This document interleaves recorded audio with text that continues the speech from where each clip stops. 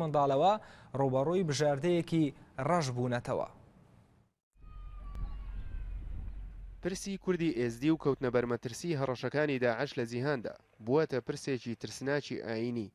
نووسەرێکی بەریتانی لەوبارەیەوە بابەتێکی بەناونیشانی مردنی ئاین ئێزدی و داعش بڵاو کردوتەوە و دەڵێت کوردی ئێزدی ممارسەی ئاینێک دەکەن کە لەوانەیە بکرێت بڵین کۆنترین ئاینە لە جیهاندا تا ئێستا مابێتەوە.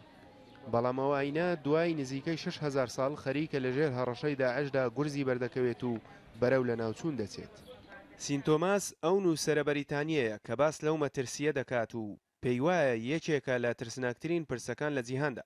بەڵام لەبەر ئەوەی جیهان چاوی لەسەر غەزەیە ئێستا ئەو پرسە تا ڕادەیەک فرامۆش کراوە و هێندەی خۆی باسی لێوە نەکراوە. لە کاتێکدا دەبێت ئەوە بزانین ئێستا لە عێراقدا کاری بەربەریانە و دڕندانە بەرامبەر ژن و منداڵی ئێزدی و هەروەها مەسیحیەکانیش دەکرێت. بە بڕوای ئەو نووسەرە ئەوەی لە ناوچەکانی شنگال ڕوودەدات جینۆسایدی کوردی ئێزدیە لەلایەن داعشەوە کە هەوڵدانێکە بۆ نەهێشتن و داڕمانی کللتورێکی مێژوویی کە تا ئێستا ماوەتەوە.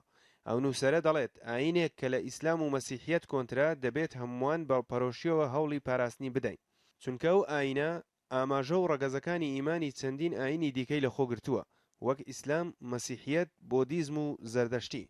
ڕۆژنامەی هۆفینگتۆن پۆستی ئەمریکی سەبارەت بە مەترسیەکانی لەسەر ژیان و کللتوری کوردی ئێزدی لە راپۆرتێکیدا ئاماژە بۆ دەکات بە هەزارەها خەڵک لە کوردی ئێزدی بە ژن و منداڵەوە ڕوبەڕووی بژاردەیەکی ڕەش بوونەتەوە، ئەویش یان ئەوە تا بکوژرێن یان لە چیاکاندا خۆیان بشارنەوە.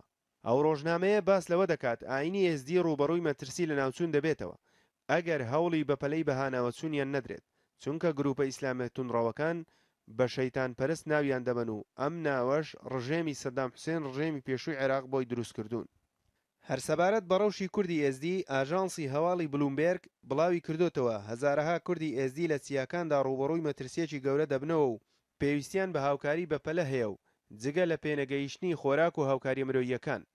لە هەمان کاتیشدا هەڕەشەی ئیسلامیە توندڕەوەکان و میلیشیا سوننەکانی عێراق هێندەی دیکە ژیانی خستوونەتە مەترسیەوە.